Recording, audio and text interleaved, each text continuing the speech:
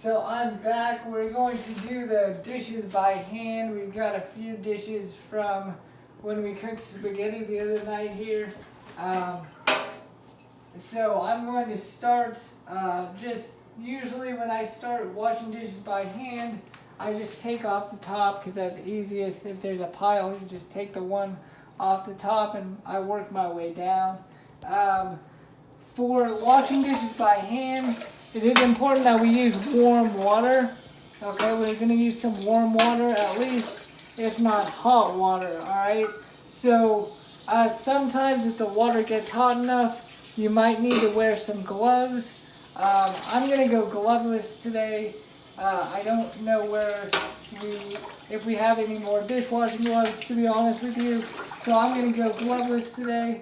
But we are going to need, of course, our dishes that need cleaning, gloves if we want gloves, some dish soap right here that I'm going to drop on the floor, some dish soap, some Dawn dish soap, and we're going to need a sponge.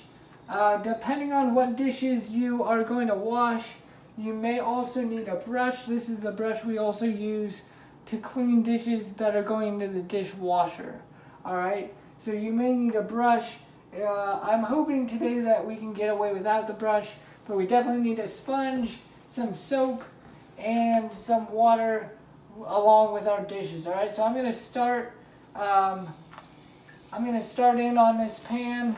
This one looks like it wasn't too dirty. It might have been covered by some foil or something, so it probably doesn't need too much soap.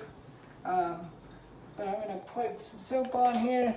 And I got a little soap on there. It'll become more visible when I start using the sponge on it.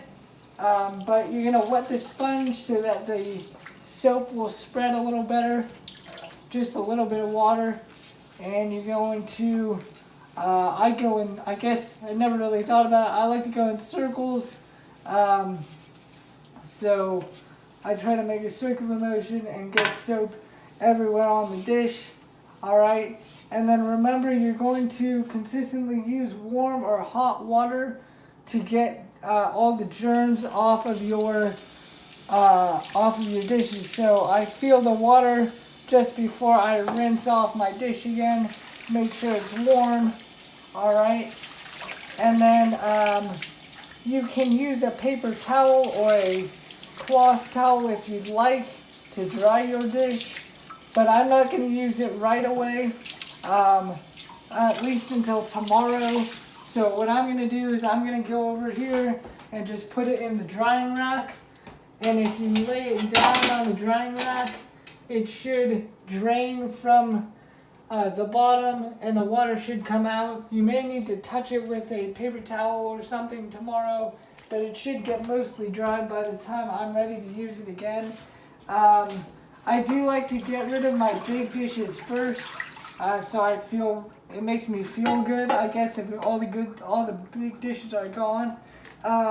So with this pan, it's gotten a lot of use, and sometimes it's gotten overused, so that's the change of color. A lot of cooking on this pan has occurred.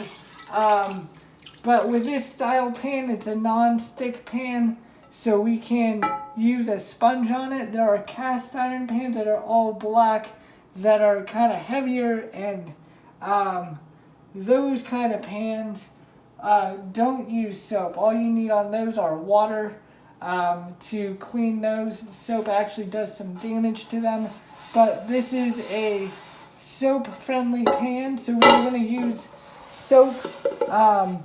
If the dish still has a little bit of food residue, I like to use, on this one it's the green side, the little rougher side to get the food off of the pan, the dish. And then I'll go back over it with the yellow side again so that it will smell better once all the food is off. So I'm going to do this with the green side, and then I will do it again with the yellow side afterwards. So I'm going to give it a rinse, and then I'll flip over my sponge and get it one more time with the yellow side here. Hopefully I get all this food out of here. Looks like I missed a spot.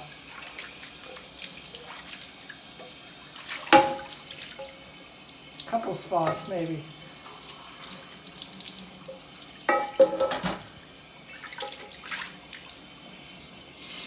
Alright, we're going to go one more time in with the green one, but I'm going to rinse it off first because all of that food is still stuck on my sponge.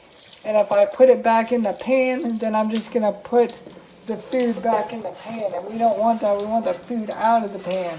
So I'm going to rinse it off, and then I'm going to hit it again with the green side of the sponge. Alright. Again, we're going in a circular motion to get all of these food specks out of our dish. Alright, and we're going to continue here to use warm water to kill bacteria on our dish here. Alright, it looks like we're doing a little better this time around. So again, I'm going to hit it one more time with the other side of the sponge just so it doesn't smell like spaghetti anymore. Maybe a drop more soap if you need it. I'm going to put a little bit more soap in here just to make sure we can get that spaghetti smell out of our pan here. So, oh, bubbles. Nice. Alright, so we're going to go one more time. We're going to go with the yellow side here, and we're just going to clean it up, make sure it smells like soap instead of spaghetti, or at least it smells not like spaghetti. It makes it smell neutral. Then you know you've cleaned your dish. Alright, so I think we're doing pretty well. I'm just going to rinse this one and put it into the drying rack for us. Alright, this one looks like it's pretty well done here.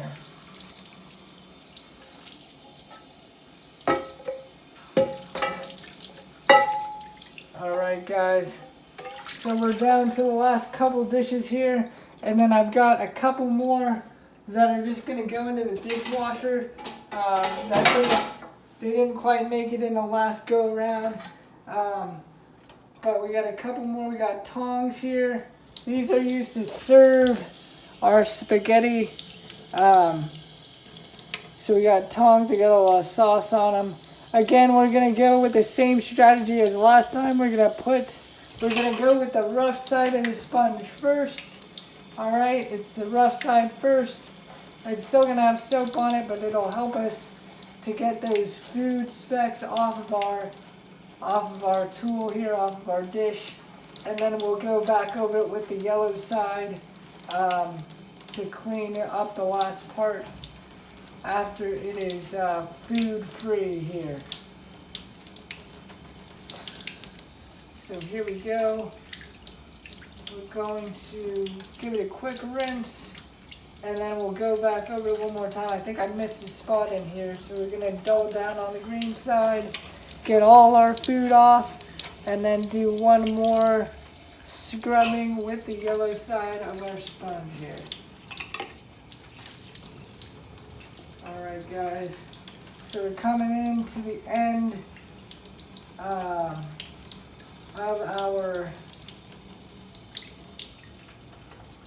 tong washing here. And we have one more dish. Actually, we have two more dishes. One of them was used, it's a big pot here to my left.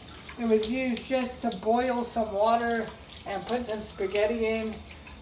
So I might give that one a quick little scrub with the sponge, but I'm not too worried about this pot because the only thing it really had in there was some water. So I'll give it a quick little sponge, little scrub here, but I'm not too worried about this one. So I'll give it a quick rinse, and I'll throw this one right into the drying rack. All right, and then we will get this colander cleaned up, and we will be done with our dishes by hand. Oh, it looks like some little piece of pasta got caught in the bottom, so I got to do it one more time, and then we will move on here.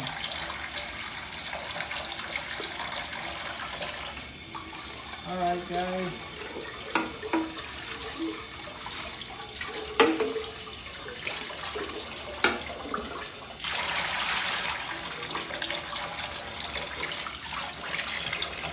It's also important to get the outside of the pot, even though we didn't cook with that side.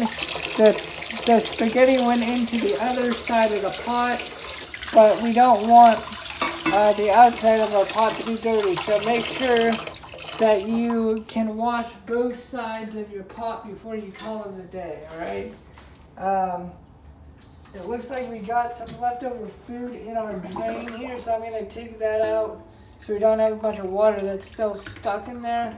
And then I'm going to go dump this into the trash can, and I'm going to come back to get my colander. So I'm going to go dump this out in my trash so that the water can drain in my sink while I do the rest of the dishes, because you don't really want a full sink of water here while we're trying to get our dishes done. So this here is our last one. This is a colander. We use this to cook our mac and cheese. The other day, Miss Mary drained her pasta, her mac and cheese in a colander, just like this one. And we use this at this house to strain our spaghetti, just like Miss Mary. So we're gonna wash this now. This will be the last one. I'll clean off the countertop with the last couple of dirty dishwasher dishes, and then we will be done with our dishes for today. Alright guys? If you want to follow along with me, I'll pause the video right now so you can grab a dish and a sponge and some soap and see if you can follow along with the video. Alright, so we're going to jump into washing this colander. We're going to put our soap into the colander. Actually, the colander has holes in it, so maybe we should put our soap onto our sponge instead. Alright. Most of the time I like to put the soap onto the dish. I don't know why, it's just what I do, but since there's holes in this one, I'll put it on the sponge this time. And just like all the other dishes, I'm gonna go in a circular motion. If you like to go back and forth better, that's okay too.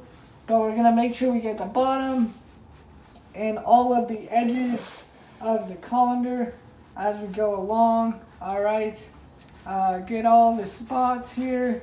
If there's anything still stuck in your colander, it looks like this one's pretty well done. But if there's anything still stuck in your colander, you may want to use the rough side. Again, on my sponge, that's the green side, but this one looks like I can just get by with the yellow side. So I'm going to rinse this off. Then I'm going to take my dirty dishwasher-friendly dishes, and I'm going to throw them in the dishwasher, and we will be done with our dishes today, alright? So let me get this done. These ones are pretty easy to rinse off after you soak them up because they've got holes in them, so the water goes all the way through, and sometimes can wash both sides or rinse both sides at once. But make sure you get all that soap off of your colander before you use it again, otherwise your pasta might smell like soap or taste like soap. That's no good. Alright, so we're going to throw it in the dish dryer. And now we're just going to take our dishes that were caught underneath our hand wash dishes, and we're going to throw them into the dishwasher. Now, when we're going to take our forks, because they are kind of sharp on the top, we're going to put them face down. This is a little less important with forks because they hurt a little bit, they poke you a little bit. And it's a little bit, you can't fit as many forks in when you go head down like that, but it is more of a convenience and safety kind of deal. Now we have a knife here, some knives are dishwasher friendly, some are not. But when you take a knife that is sharp like this one, you're gonna put it head down just like you did your fork. So the silver side with the pokey side is gonna go down, so that when I reach back into the dishwasher, when I'm putting my dishes away, I don't get poked. I can grab the handle and take it out, okay? We don't want to grab onto this end, because if we're not looking, we might cut our hand. So we're going to put it handle down into our dishwasher.